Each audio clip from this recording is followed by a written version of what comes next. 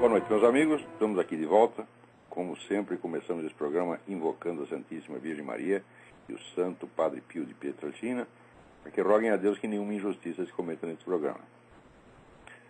Começar aqui, eu recebi aqui uma notícia, saiu no UOL, né, que diz que o ministro dos Direitos Humanos, Paulo Vanucchi, pretende criar um negócio que ele chama, um treco que ele chama de Comissão da Verdade. O que é a Comissão da Verdade? É a Comissão da Verdade para investigar os crimes de tortura que foram cometidos durante a ditadura militar. Ele disse o seguinte: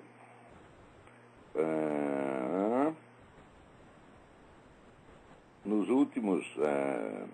ele diz que nós temos aqui o eixo do direito à memória e à verdade, né?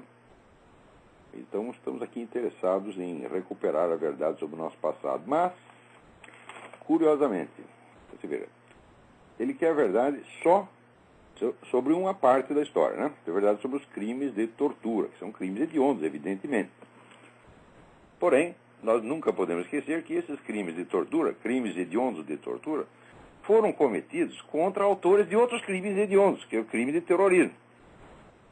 O senhor Vanucchi jamais aceitará, né, chamar de terrorismo as atividades dos amiguinhos dele durante o período da ditadura militar, até antes. Mas é o seguinte, analise direitinho. O sujeito pega uma bomba, coloca uma bomba num lugar público, né, onde ele quer matar um sujeito que vai passar por ali, mas evidentemente ele vai matar muitos outros que também estão passando, como aconteceu no aeroporto de Guararapes, logo em 64. Né? Matou várias pessoas que não tinham nada a ver com o peixe. Ele queria acertar lá um general. Bom, acertou de fato o general, mas acertou um monte de gente em volta que não tinha nada a ver com a história. Jornalista, né, passageiro que estava ali pensando que ia viajar, etc, etc. Depois também colocaram aquela bomba no consulado americano e tinha um sujeito andando na rua, um tal de Orlando Lovecchio. O Orlando Lovecchio não tinha a menor ideia do que estava se passando. E como ele estava andando por ali, no momento que explodiu a bomba, o sujeito perdeu uma perna. Esse Orlando Lovecchio está há 3 décadas esperando alguma indenização, por isso não recebeu nada. Mas o sujeito que colocou a bomba já foi indenizado, já foi premiado, né? E é isto que aqui, ministro, o senhor é um filho da puta, mentiroso, vigarista.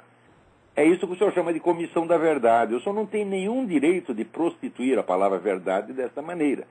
Verdade, para mim, é assim, investigar toda a coisa por todos os lados envolvidos. É isso? Agora, se você parte do princípio, assim, a priori, né, de que soltar bomba para matar civil não é terrorismo, qual é a verdade que você quer? Não quer verdade coisa nenhuma. Olha aqui, gente, você tem que aprender uma coisa. Existem 2 maneiras de você usar a linguagem humana. Não? Existem várias, mas grosso modo essas 2 são as que nos importam no momento. Quando você quer saber a verdade sobre alguma coisa, você tem que puxar pela memória, você tem que fazer perguntas, você tem que averiguar documentos, e você quer recompor a coisa como realmente aconteceu. Tá certo?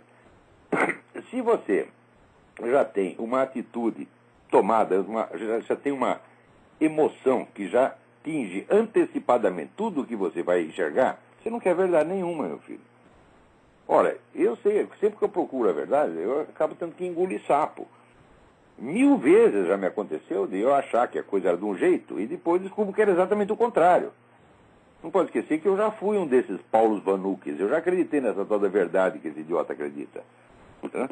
A verdade era aquilo que os meus amigos diziam, a verdade era aquilo que o meu partido aprovava, e a verdade era sobretudo aquilo que me dava aquele senso de participação, né, no grupo, aquela identidade grupal, que eu me sentia apoiado, né, amado pelo grupo, eu me sentia um deles. Então aquele senso de participação grupal, para mim, eu chamava isso de verdade. E é exatamente o que esse homem, que já está com 60 e tantos anos, continua chamando. Porque eu fazia isso quando eu tinha 18, 20 anos. Depois aprendi que a coisa não é assim, meu filho. Tive que engolir muito sapo. Quer dizer, depois de eu participar dessa coisa toda, tá certo? E sentir intensamente toda essa emoção de participação grupal, e acreditar que o nosso grupo é o portador da verdade, do bem e dos direitos humanos, eu acabei descobrindo que não era assim. Mas eu descobri por quê? Porque eu quis descobrir. Eu fui investigar, falei, bom, deixa eu ouvir a coisa, tentar ver a coisa não só por um outro lado, mas por todos os lados que sejam possíveis. Bom, e a gente acaba chegando à conclusão de que o que houve naqueles primeiros anos do regime militar foi uma concorrência entre duas forças armadas, uma força armada mais forte e outra mais fraca. O mais fraco perdeu, mas mesmo assim, se você somar as vítimas de parte a parte, eu digo, bom, os mais fracos mataram 200 e os mais fortes mataram 300. Eu digo, bom, isso aí não é propriamente uma luta de Davi contra Golias, né? Não é uma coisa tão desproporcional assim.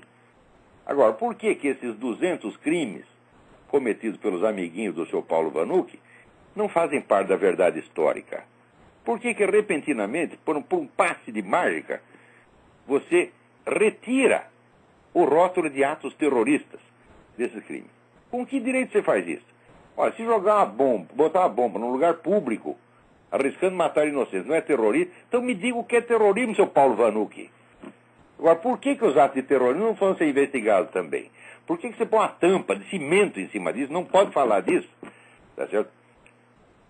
E quer investigar só os crimes dos seus inimigos. Quer dizer, você está politizando completamente a sua noção de verdade.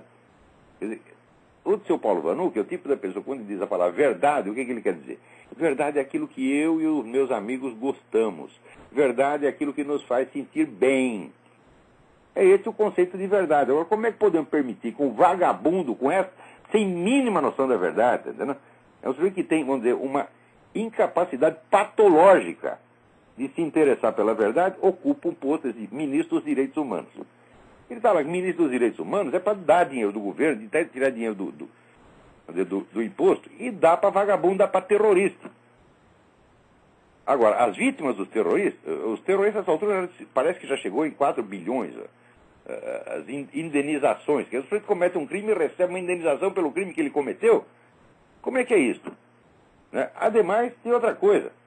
O Brasil, ao longo de toda a ditadura militar, 20 anos, teve não mais de 2.000 prisioneiros políticos. Como é que 16 mil pessoas já receberam indenizações, meu Deus do céu? Quer dizer, qualquer sujeito que um sargento olhou feio para ele durante a ditadura militar, quero minha indenização. Pô, o que é isso, porra? Né?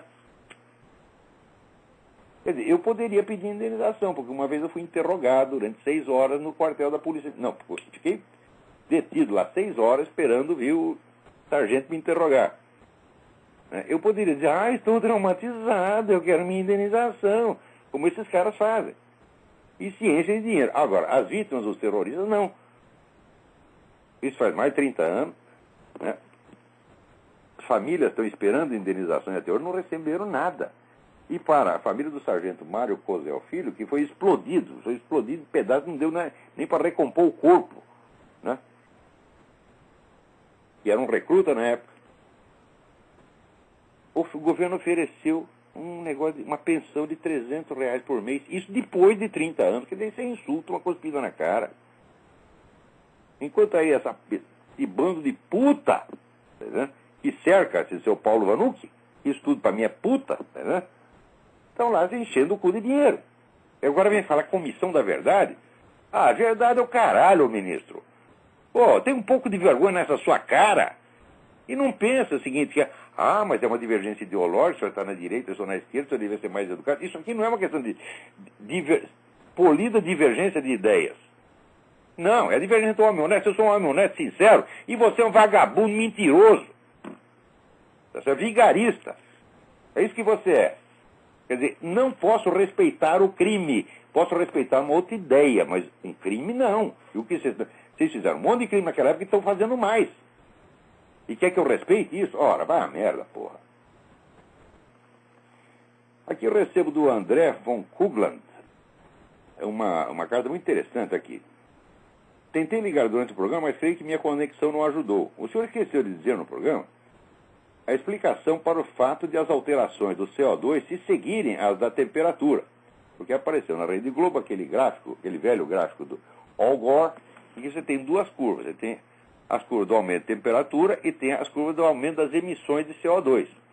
E daí aparece lá, né, no programa, a mocinha mostrando, as curvas se superpõem, olha aqui, são iguais. Bom, então é o seguinte, você tem duas curvas e elas não significam nada se você não tiver cronologia. Quer dizer, quando teve o aumento da temperatura e quando teve o aumento do CO2. Na verdade, eles tentam provar assim, olha, o aumento do CO2 provoca o aumento da temperatura. Então está aí a explicação do aquecimento global. Somos nós que estamos criando o aquecimento global, porque nós emitimos CO2 pra caramba, né? Então, acontece que as datas são exatamente o contrário. As curvas de elevação da temperatura são anteriores ao aumento do CO2. Então está aqui explicando o André. A solubilidade dos sólidos nos líquidos aumenta conforme aumenta a temperatura, como quando se aquece a água e se lhe acrescenta sal. Mas a solubilidade dos gases diminui conforme aumenta a temperatura. Se você aquecer Coca-Cola, você vai ver as bolinhas saindo. Da mesma forma, quando a temperatura dos mares aumenta, eles liberam o CO2 que está nele diluído. Quando diminui, os mares absorvem o gás carbônico do ar. É verdade isso aí. Quer dizer que é o aumento da temperatura que causa a emissão de CO2 e não ao contrário. Ora, eu pergunto o seguinte, alguém vai processar a Rede Globo por essa fraude? Hã? Não vai. Ninguém tem culhão para isso. Por quê? Porque as pessoas morrem de medo. Elas acham assim, quando elas veem um sujeito que tem um pouco de poder, eles pensam que o cara é Deus onipotente. Pensam que ninguém pode fazer nada contra a Rede Globo. Oh, meu Deus do céu. Já houve diretores da Rede Globo que saíram de lá dizendo horrores, publicaram livro, contaram tudo, contaram até a suruba que aconteceu lá dentro. E não, o que aconteceu para esses caras? O que a Globo fez com eles? Não fez nada. Pôs o rabo entre as pernas, engoliu em seco e ficou quieta, porra. E se vocês recorrerem à justiça contra essa fraude, a Globo vai ter que pagar. A Globo não é onipotente, gente.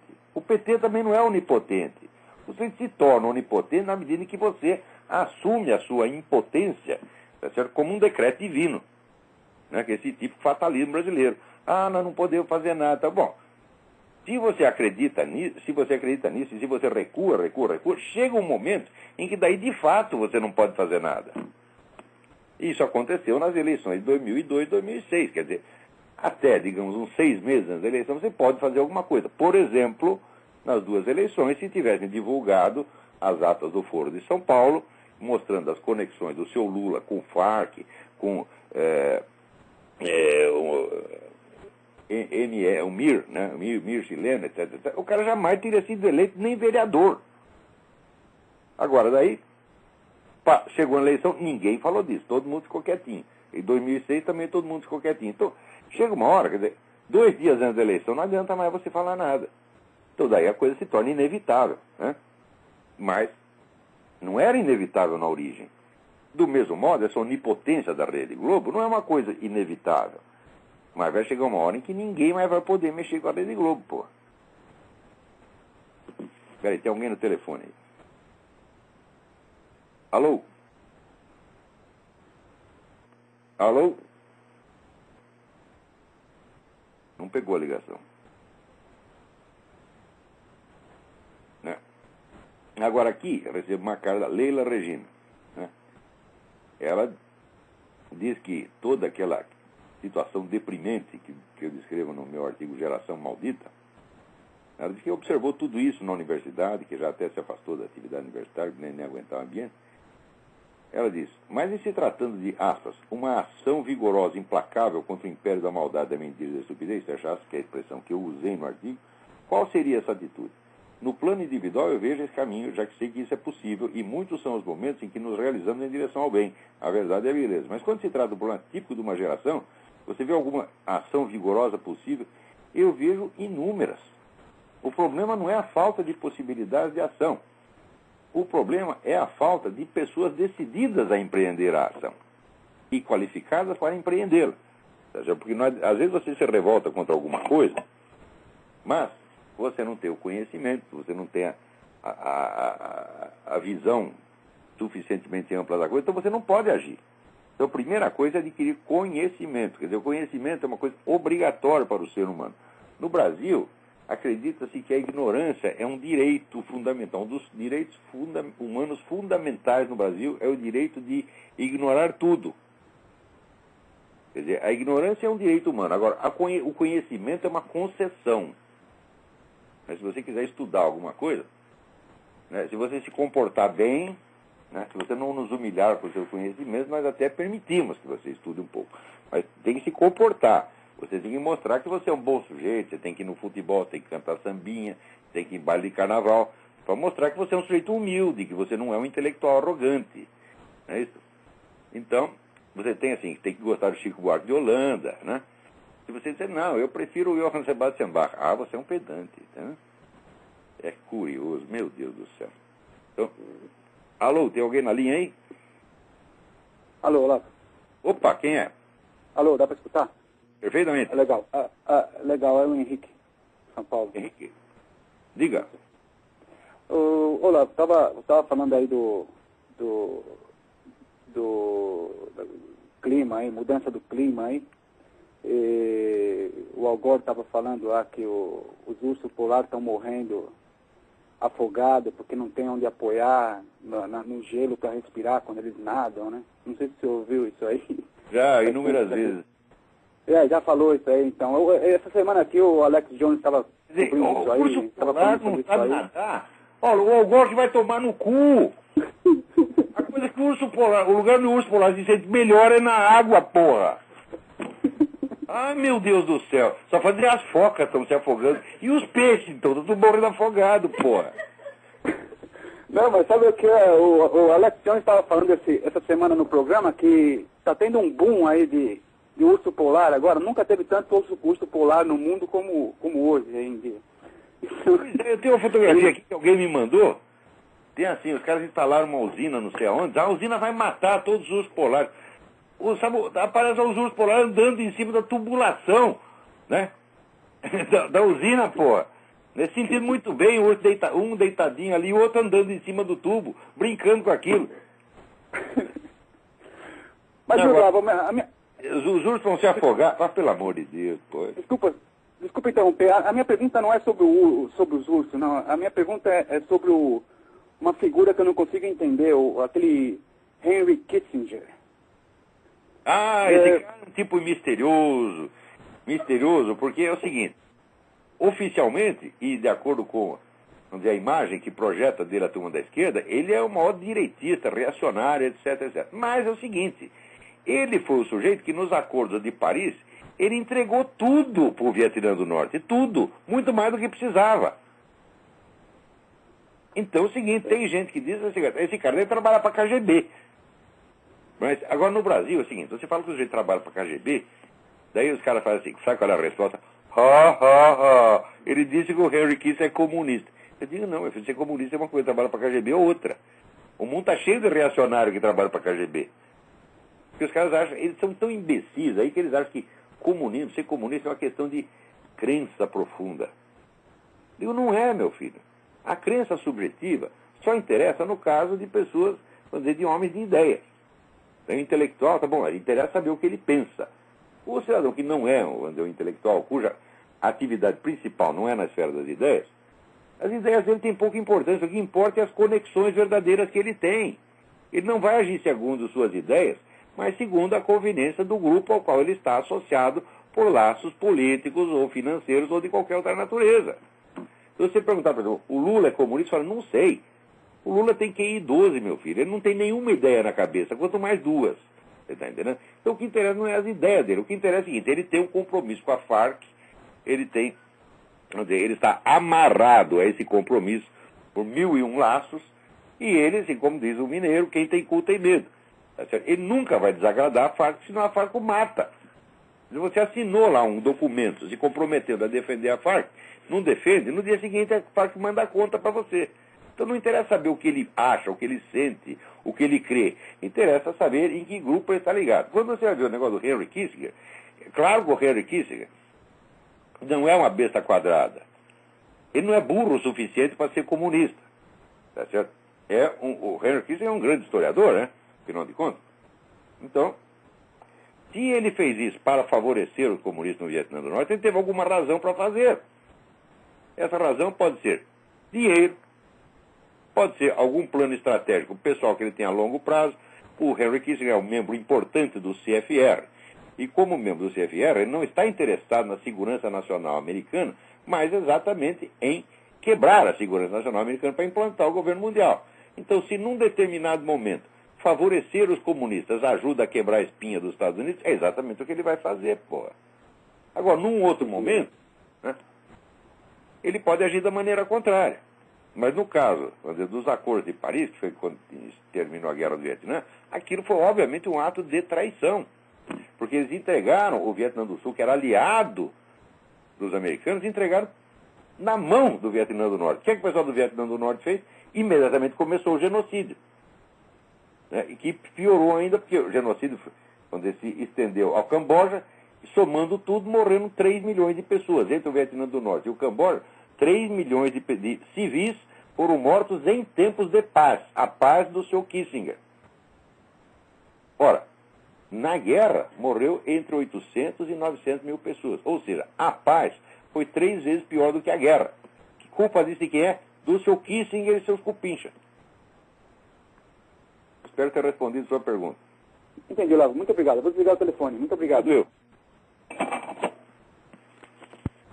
Agora, aí no Brasil o pessoal pensa assim, que tudo quanto é americano, cada americano é um agente do imperialismo americano. Eles acham até que o Al Gore é um agente do imperialismo americano. Ai, meu Deus do céu.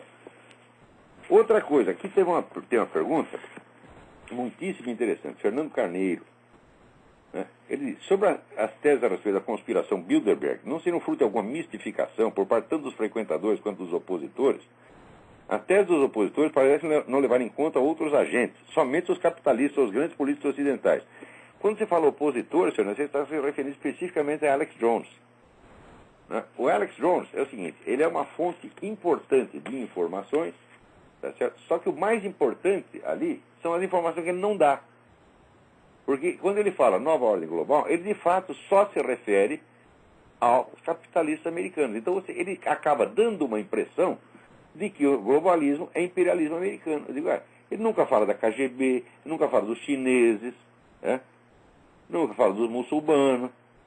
Então, ele concentra as baterias no CFR. Eu digo, o que ele diz do CFR está certo.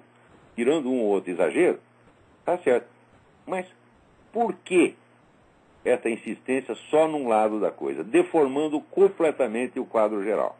Então, eu digo o seguinte, vocês têm que tomar cuidado com as informações do Alex Jones. Muita coisa ali se aproveita.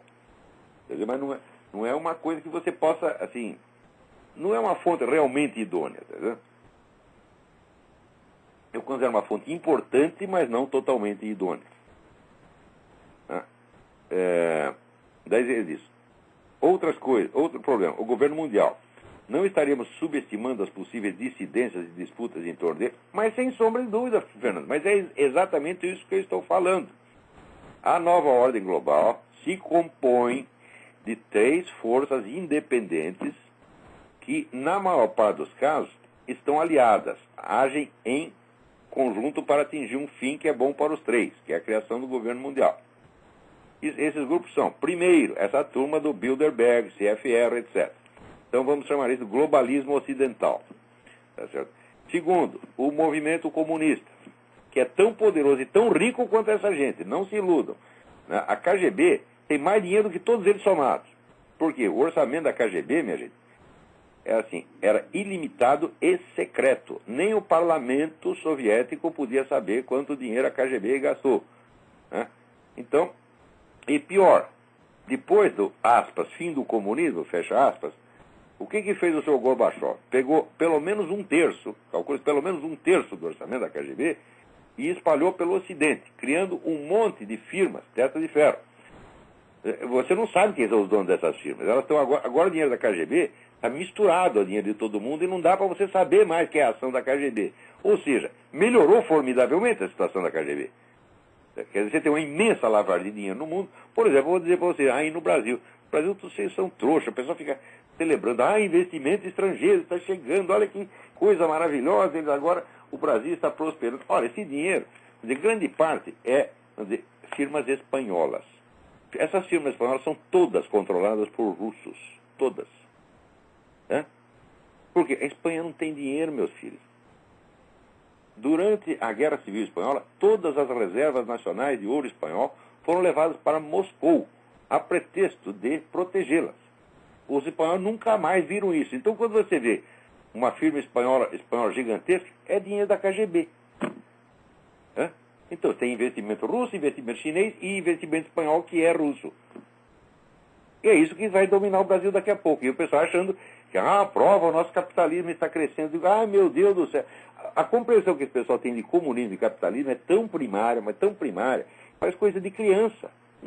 Eles acham, se o sujeito é comunista, ele não vai ter uma firma capitalista, né?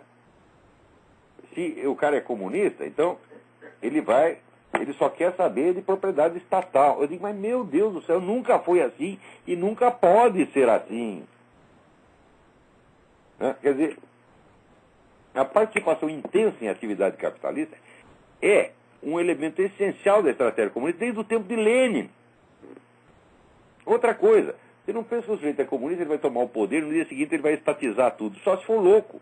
Karl Marx dizia que a transformação do capitalismo em comunismo é um processo lento, metódico, que pode durar séculos. Séculos! Agora, é evidente que onde quer que o comunista tome o poder, ele vai aumentar o poder do Estado. Mas nem sempre encampando coisas. Na maior parte dos casos é por meios indiretos, através de legislações fiscais e controles estatais. Ora, vocês têm que ler, tem um livro que vocês precisam ler. É escrito por um sujeito chamado Karl Wittfogel. Karl Wittfogel foi um dos pioneiros da escola de Frankfurt. Né? Mais comunista que a peste. Ele era tão comunista que nem Stalin gostou dele. Né? Então, o Wittfogel morou na China há muito tempo e escreveu um estudo chamado O Despotismo Oriental. Tá certo? E ele criou um conceito que chamava sociedade hidráulica. Sociedade hidráulica era a sociedade chinesa. Por que hidráulica? Porque a economia chinesa antiga dependia eminentemente da agricultura. E não tinha água. Então você precisava fazer canais de irrigação. Era como se fosse um deserto. Os rios não bastavam para alimentar aquilo. Né? Você tinha enormes regiões agrícolas onde a água não chegava. Então você tinha que criar um sistema de irrigação abrangendo praticamente todo o território nacional. Nenhum investidor tinha dinheiro suficiente para fazer isso, só o Estado. Por quê? O Estado sempre tem dinheiro, porque quando ele não tem dinheiro, ele toma. Por que imposto se chama imposto, meu filho? Porque é imposto. O governo impõe aquilo a você, não é uma coisa que você paga porque quer. Então, o Estado sempre tem a quantidade de dinheiro que ele quiser. Então, por isso, o grande investidor do sistema de irrigação era o governo. E o sistema de irrigação abrangia todo o território chinês e implicava obras tão complexas. E, em geral, por onde passava aquele canal de irrigação, as cidades inteiras estavam envolvidas naquela obra. Tá certo? E toda a economia local dependia daquilo, não apenas os agricultores, tá certo? Mas o comércio, as pequenas indústrias, tudo vivia em torno do sistema de irrigação, ou seja, em torno da economia estatal. Isso quer dizer o seguinte, o governo não era proprietário de nada, ele só era proprietário do sistema de irrigação, mas através do sistema de irrigação ele controlava o país inteiro e se tornava mais forte do que a sociedade chinesa inteira. Então a sociedade não podia ter iniciativa nenhuma. Tá certo? O sistema que os caras estão montando no mundo, que estão montando no Brasil, é igualzinho à sociedade hidráulica chinesa. Não por causa do sistema de irrigação, tá certo? Mas por causa, vamos dizer, de grandes obras públicas, grandes empreendimentos estatais, que acabam se tornando o centro da economia e fazendo que tudo mais gire em torno daquilo. Nessa situação, por que o governo vai encampar as firmas? Note bem, aqui você tem uma fábrica, né, de qualquer coisa, fábrica de camisinha, né? Se o governo encampar, tá certo? E a firma for à falência, é o governo que perde. Né? Agora, se a firma permanece na mão do capitalista, mas está sob controle do governo, e a empresa se ferra, então, o empresário se ferra e o governo sai ganhando. Então, para que encampar tudo? Faz tempo que os comunistas já entenderam isso. Você tem que deixar o capitalismo funcionando, mas submetido à máquina estatal, de tal modo que a sociedade, mesmo nos seus representantes mais ricos, não tenha poder de iniciativa contra o governo. Isso já está implantado no Brasil, gente. Isso aí chama-se comunismo. Agora, na cabeça de brasileiro, bom, brasileiro que é idoso, é um negócio impressionante. Na cabeça de brasileiro, o comunismo é só se estatizar tudo. Eu digo, Lenin riria desse conceito de comunismo. Tem mais alguém na linha aí? Alô, quem é?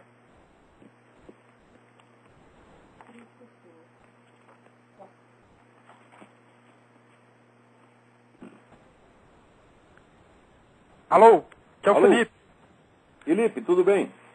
Tudo bom com o senhor? Tudo certinho, diga.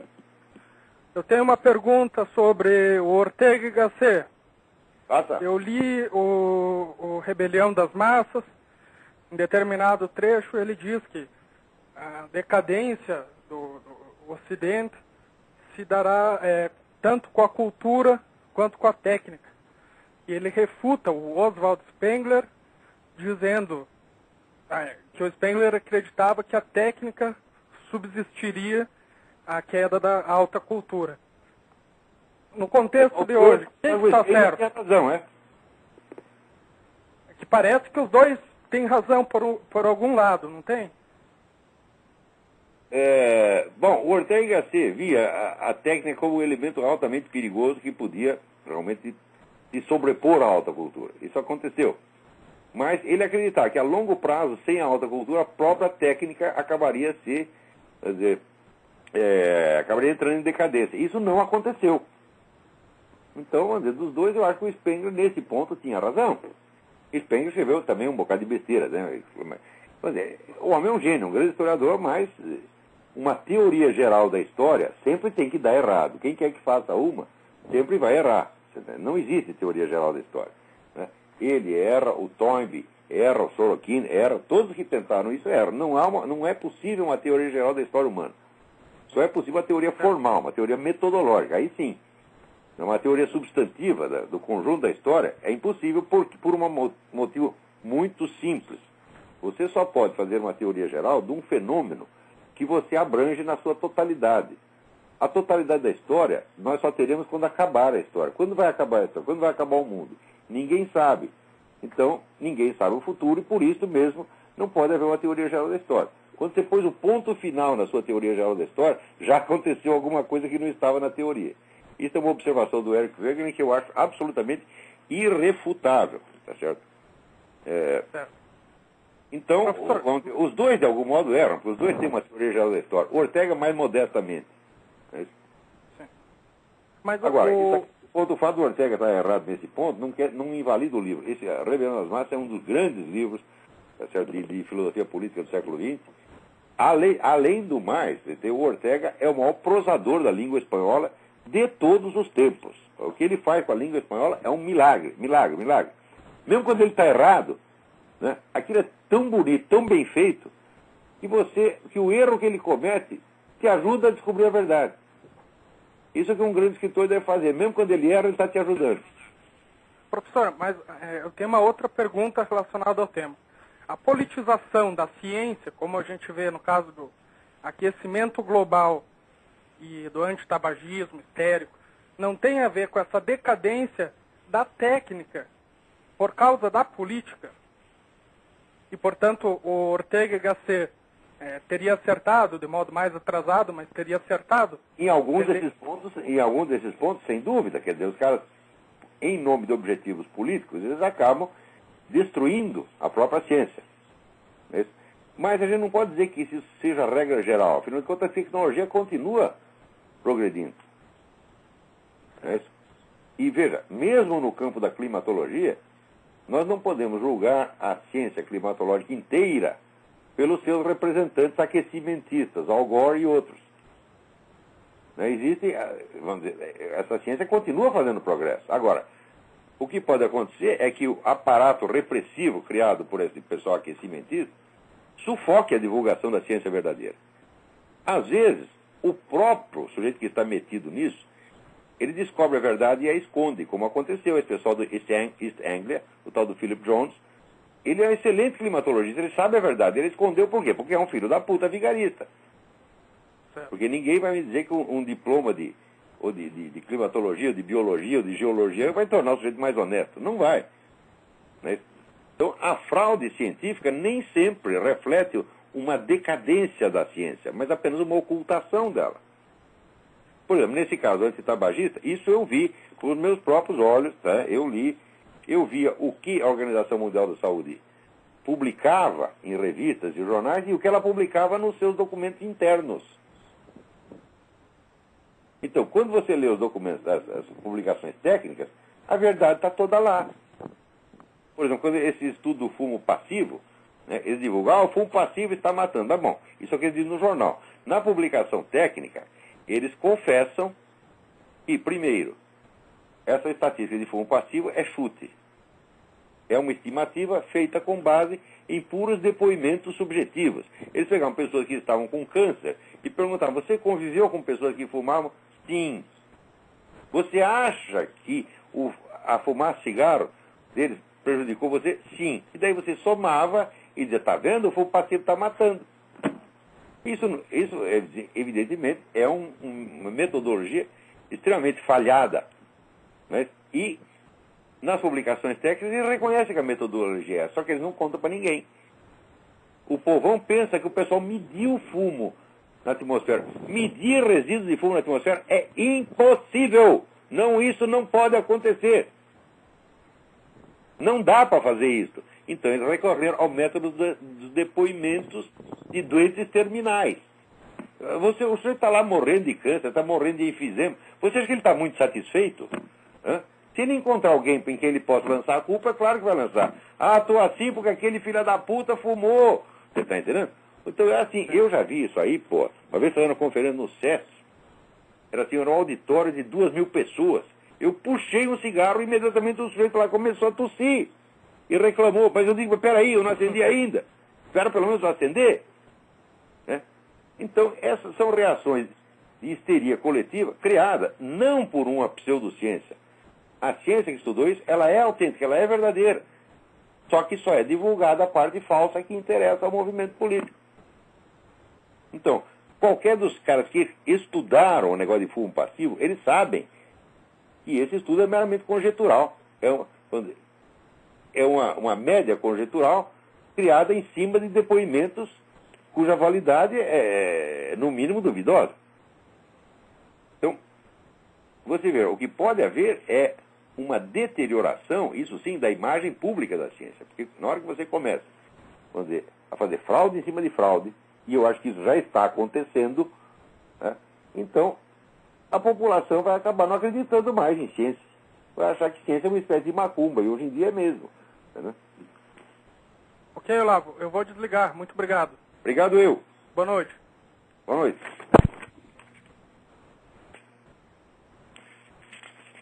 Agora, aqui tem uma carta que eu tenho que ler aqui. Quer ver? Essa é muito importante, que ele já mandou inclusive 2 vezes. É o Ronald Maia. Né?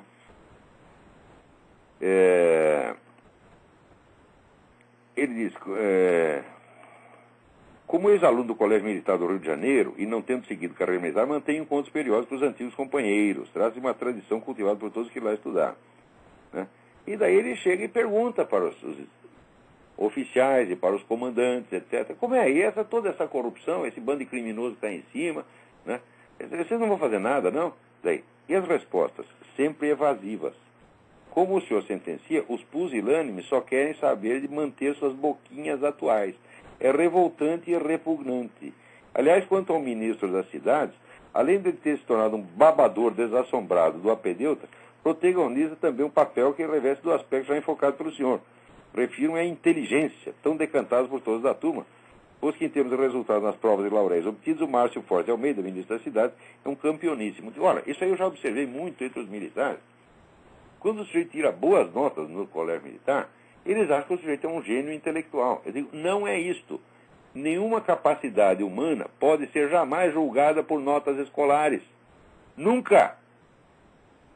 Você vai ver a inteligência do cara não pelas notas que ele tira na escola, mas pela obra que fez depois.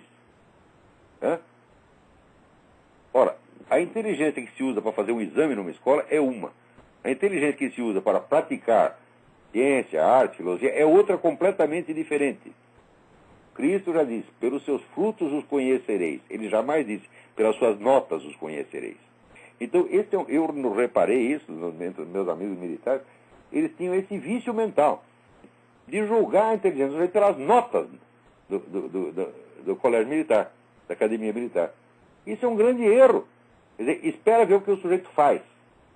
Por exemplo, o general Golbery foi um aluno brilhante, etc, etc. Leia o livro do general Golbery, Geopolítica do Brasil, você vai ver que cretina era aquilo. Era um empombado, metido, falava do que não conhecia, tá certo? E, ademais, era deslumbrado pelo Gurdjieff. Eu digo, olha, meu Deus do céu, eu acreditei em Gurdjieff quando eu tinha 18 anos de idade. Fiquei 3 meses naquilo e percebi que era uma empulhação. Ainda levei 3 meses porque eu sou muito burro. Devia levar 3 minutos. Agora, o homem está lá, já é ministro, o cara importante, tem poder e fica lá, né? Babando por causa de Gurdjieff. Então, o general Gobino é uma besta quadrada, porra. E outra coisa, veja, eles achavam até que o Nelson Werneck Sodré era inteligente, que teve boas notas do Colégio Militar, general comunista, louco. O Nelson Werneck Sodré era um cretino, um bobão, porra. É claro, não sei que tinha muita cultura, ele lia muito livro e anotava. Agora, ler muito também não quer dizer nada, às vezes você entende. Né? É que nem tinha antigamente um deputado que lia muito, chamado Bilac Pinto, no tempo da ditadura. E um dia um inimigo dele falou, olha, o Bilac, ele lê, mas não cabe, né? Não cabe, não tem espaço. Né? Então é a mesma coisa, o seu HD não cabe, não adianta pôr muita informação lá que não cabe. Né? Então, olha, você tem razão, André, essa ideia de inteligência que eles têm é totalmente errada, perversa. Eles têm que começar a julgar as pessoas por aquilo que elas fazem. Né? Dizer, quais são as realizações do cara no campo intelectual. Me mostra aí os cursos que ele deu, os livros que ele deu. Também não é uma questão de volume, que se você pegar, né, este currículo Lattes, né, chega lá feito por uma lista de coisas, fica impressionante, mas isso é uma obra acadêmica majestosa. Quando você vai ler aquilo, é só besteira. Os caras são tão vigaristas, mas tão vigaristas, que eles põem no currículo dele os artigos que eles escreveram em jornal, eles põem um por um título. Então você vê lá uma lista de 200 artigos publicados em jornal, publicou no Jornal do Brasil, publicou no Estadão, publicou no sei onde.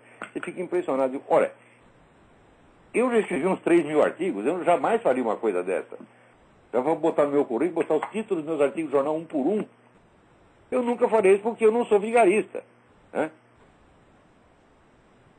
Então, e quando você vai ler esses artigos, então é só besteira, porra. Olha, meu filho, a produção intelectual da Universidade Brasileira, eu não posso falar muito da área técnico-científica porque eu parei de acompanhá-la faz muito tempo. Antigamente eu acompanhava. Quando eu estava no jornalismo diário, eu acompanhava, ia em tudo quanto é reunião da SBPC, Congresso Científico, Congresso Médico. Então, eu fui editor da revista médica há muito tempo, acompanhava todos os progressos da medicina no Brasil. Mas isso, eu parei com isso já na década de 80. Então, eu não posso dizer como está a situação da educação técnico-científica no Brasil.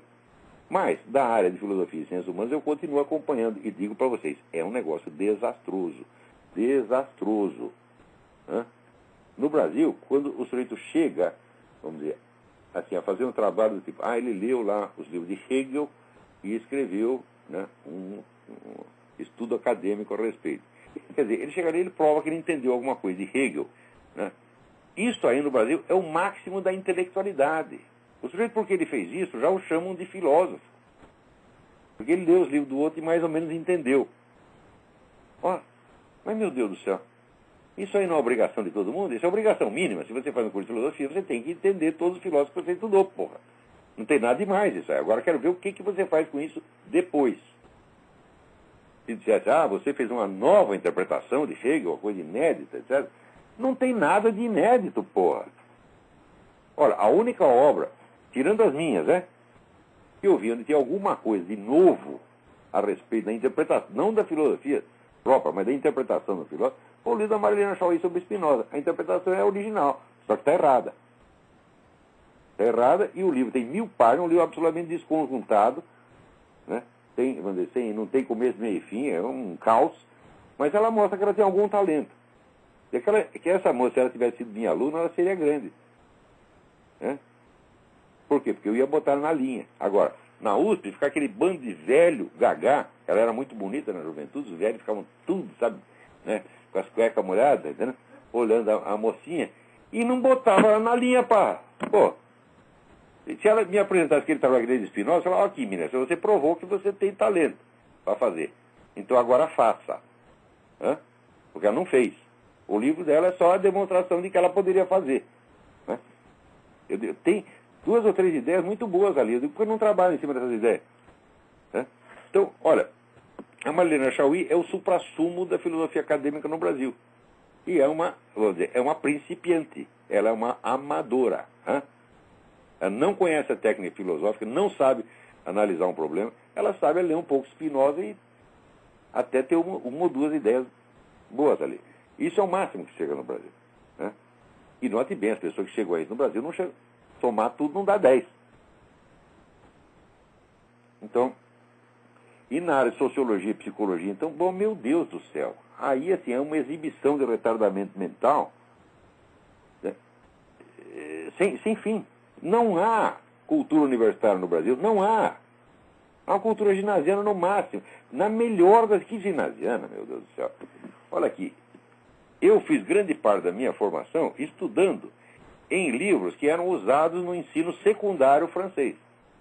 O livro de filosofia que era usado no ensino secundário, né? Eu tenho até hoje. Eu digo, nunca houve um ensino de filosofia na universidade brasileira que chegasse perto daquilo.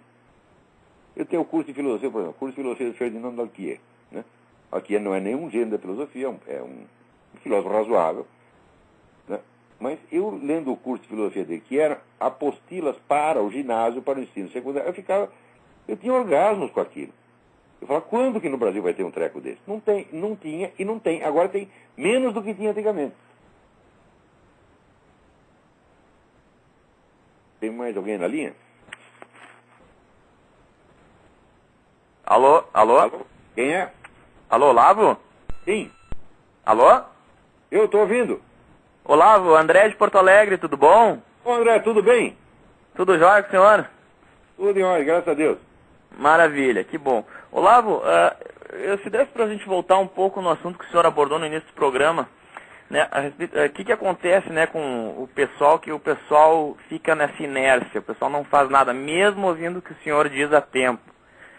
Isso é hegemonia. Hegemonia é vamos dizer, a facção dominante controla até as reações psicológicas íntimas das pessoas. Mas aí nos últimos 30 anos. Mas eu não sei, eu vejo aqui, ao menos em Porto Alegre, aqui, o pessoal sabe o que está acontecendo. Muita gente ouve o senhor aqui, tem plena consciência do que acontece, só que chega na hora de bater, o pessoal dá desculpa, o pessoal, não tenho tempo, não posso, não, eu não tenho dinheiro, eu não tenho isso, sabe? E aí sobra 2, 3. O Brasil já tem uma tendência depressiva muito antiga. Né? Agora mesmo estava aqui comentando com a Isabela esse programa que tem no Brasil, que é a imitação do Britain's Got Talent. Né?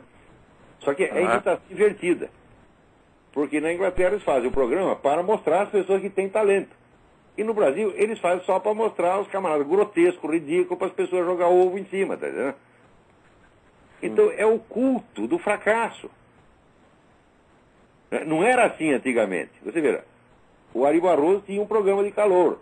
No programa de calor dele revelaram-se, entre outras pessoas, só vou dar 2 nomes, Ângela Maria e Calbi Peixoto, que estão entre os maiores cantores brasileiros. Talvez Calbi Peixoto seja o maior cantor brasileiro de todos os tempos. Apareceu no programa do Ari Barroso. Agora, nesses programas vai aparecer o quê? Só aleijado mental, você está entendendo? Só retardado, coitadinho, está entendendo? Pedinte, mendigo, é isso que vai aparecer. E se aparecer um cara de talento, eu também estava me contando. É apedrejado, né? Cantou direitinho, melhor que todos, tal, mas daí disseram, essa música é muito antiga. Como dizia Tom Jobim, né? O sua mãe também é antigo, não é? É o que tem que responder, porra. É que no Brasil o sucesso é insulto pessoal, né? Não pode ter sucesso sem nada, você paga caríssimo. Você vira, eu estou dando essas aulas, faz 30 anos. Se você somar tudo que eu lecionei, que está gravado, inclusive está online, está 50 mil páginas no mínimo. Né? Agora os caras querem julgar aqui a obra do Olavo. O que eles fazem? Leem meio artigo e uma frase que eles não gostaram, eles pegam naquilo. Às vezes não faz nem isso. Né? Às vezes vem inventar coisa. Agora tem um outro filho da puta, esse Rodrigo Pedroso, inventou que o Olavo é um agente petista. A prova é que ele morou com o Zé Dirceu e o Rui Falcão. Eu digo, sim, eu morei com os dois no apartamento da Casa Estudante, 20 anos antes que alguém tivesse a ideia de criar o PT. E depois eu nunca mais os vi. Fui encontrar o Zé Dirceu depois num desses fóruns da Liberdade lá no Rio Grande do Sul durante 2 minutos. E a conversa assim, como vai? Tudo bem? Os velhos tempos, hein? Tá, tchau. Pronto, acabou. Então virei agente petista por causa disso. Quer dizer, como é que... É um nível de mesquinharia que é simplesmente patológico. O Brasil está profundamente doente e as pessoas estão doentes uma por uma. Isso aí não seria uma patologia da alma? Porque é uma coisa muito curiosa, né? É uma patologia da alma, sim. Porque nível de covardia, da burrice, da insensibilidade, é uma coisa tão crônica, assim, é uma coisa tão... O brasileiro, todo mundo diz que o brasileiro é um povo... é um povo muito alegre e tal, porque faz festa de carnaval. Não, o brasileiro gosta de esculhambação. E dissimulação, né? É a verdadeira alegria. O brasileiro tem horror das emoções mais altas, porque ele acha que se ele emocionar com uma coisa, se ele vai chorar, então ele não quer chorar, então vamos esculhambar tudo logo para passar essa... Né? Passar essa tentação de ter uma emoção. O brasileiro odeia ter verdadeiras emoções. Ele só gosta de ter emoção fingida ou então emoção depressiva. É só isso. Uhum. Quer dizer, ele nem tentou... A música popular de qualquer país do mundo, 90% das músicas falam de amor. As do Brasil não falam de dor de corno. Você não encontra uma música que diz, minha querida, eu te amo, te adoro, você é maravilhosa. Só tem aqui, assim, aquela filha da puta me enganou, tomou todo o meu dinheiro, né? Só tem isso. Que coisa mais horrorosa. É verdade, é verdade. Olavo, o que o senhor teria a dizer? Porque eu vejo muitos libertários que ouvem o senhor e que deveriam saber o que está acontecendo, porque lhe escutam, né? Só que eles ficam nessa, como o senhor mesmo disse, eles ficam nessa abstração, né? Nessa coisa de sociedade sem Estado. Não tem o suficiente. Tá certo? Tem cara, bicho, semi-analfabeto, dando palpite e querendo discutir comigo. Você quer discutir comigo, meu filho? Pelo amor de Deus, você pelo menos escreva uma carta que não tenha um erro de gramática por linha. Porque se você não é... Veja, Dante dizia, a gramática é a construção material da linguagem. Se você não é capaz de dominar a estrutura material da linguagem, como você vai dominar as estruturas mais sutis do pensamento abstrato? É impossível. Uhum. Então eu digo, meu filho, não há ensino no Brasil, só quem está ensinando alguma coisa sou eu. Então tem 2 chances, ou você estuda comigo, ou tu vai ser burro o resto da sua vida. Agora, não é estudar 2 meses. Eu assisti umas aulinhas do Olavo e saí dando palpite, cagando regra. Eu digo, olha, quando o cara estiver habilitado a fazer, o meu aluno estiver habilitado a fazer algum trabalho, eu mesmo vou pedir para ele fazer. Pedir, pelo amor de Deus, faça. Mas esse complexo de inferioridade que tem o brasileiro, que vive procurando compensações externas, quer dizer, o sujeito quer aparecer, ele precisa de um aplauso, ele precisa de um agrado. Enquanto você precisa disso, você está fraco, meu filho. Mas parece que as pessoas aqui já nascem assim, já nascem ressentidas, né? Mas isso já vem do berço. Por quê? O menino, tudo que ele quer fazer, o pai e a mãe falam, não vai dar certo, desista. Eu estou com 62 anos, eu nunca tive uma ideia que todo mundo não dissesse que ia dar errado. Se você for depender, vamos dizer, de um estímulo verdadeiro, você não encontra. Isto é, a educação doméstica está errada no Brasil. A educação escolar, não é só a educação escolar, é a educação doméstica. Por quê?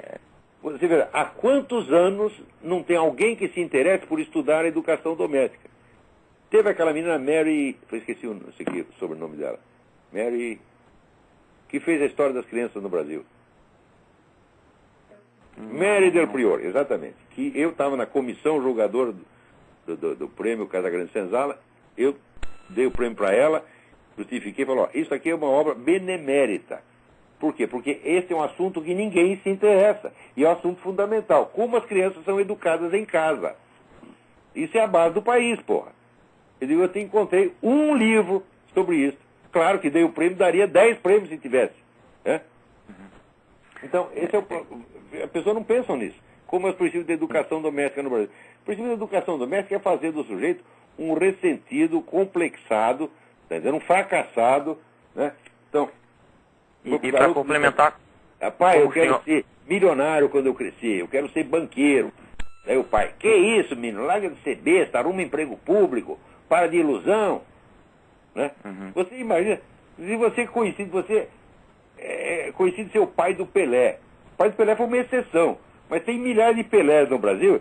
Chega, pai, eu vou ser o maioral do futebol, vou ser melhor que o Pelé. O pai dá-lhe 2 tapas e diz, cala a boca, moleque, arruma um emprego no Banco do Brasil. Tá entendendo? É assim. É aquele que deveria incentivar acaba estabelecendo barreiras, né? Incentivar, só põe para trás. É a psicologia do caranguejo no balde, tá entendendo? O caranguejo quer sair, o outro pendura na perna dele para o bicho cair para dentro de novo.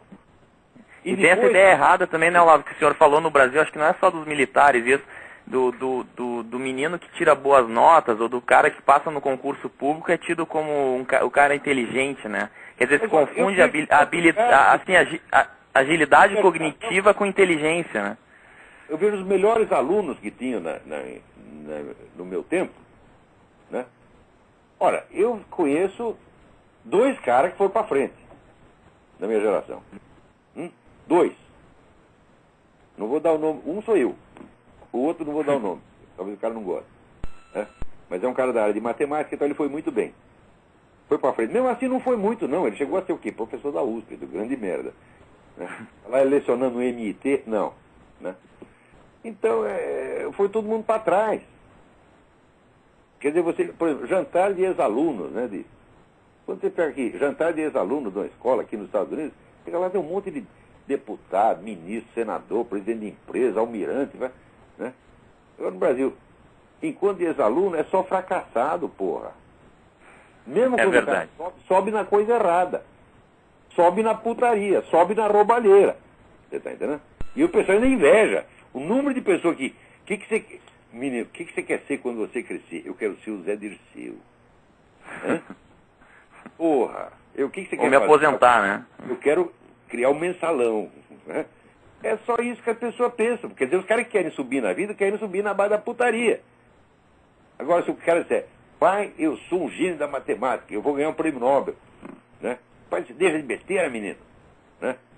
Começa a rir dele, né? Todo mundo põe os outros para baixo. Então assim não vai mesmo. Nós temos 1 minuto aqui, está acabando. Tá bom, Olavo, muito obrigado, hein? Tudo de bom. Obrigado, André, pela sua participação. Só para terminar, não sei se vai dar para terminar. Recebo aqui uma dica do Dilson de Paula, que é contador. O governo federal diz assim, se você pedir, quando você compra alguma coisa, você pede a nota fiscal, você vai ter um desconto depois no seu IPTU. Ah, que maravilha. Né? Mas é o seguinte, a proporção é mais ou menos assim. De R$400 de ICMS, quer dizer, não o valor total gasto, você vai ganhar um desconto de R$1. Ou seja, cada R$1.500 que você gastar, você vai ter um desconto de R$1 no seu imposto, ao mesmo tempo em que, tendo a nota fiscal, o sujeito já pagou, né? O comerciante já pagou a mais. Então, o governo recolhe R$10 a cada compra, né? E vai, quando chega a 1.500 e dá um desconto de 1. Mas ele, a essa altura, ele levou uns 500. Ele disse, como é que faz um treco desse? Isso é vigarista. Vigarista tem que processar o cara que inventou isso, porra. Agora, no Brasil tem até o moralismo da nota fiscal. Se você não pede nota fiscal, você não é um bom cidadão. Então, é isso aí. Até semana que vem. Muito obrigado.